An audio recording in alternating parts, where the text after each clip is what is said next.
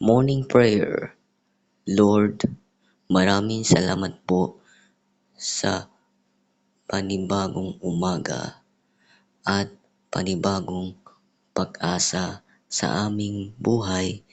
Muli po kaming pagpalain at ingatan sa araw na ito. Biyayan niyo po kami ng liglig, siksik at pumaapaw na pagpala. Ilaw po kami sa abahamkan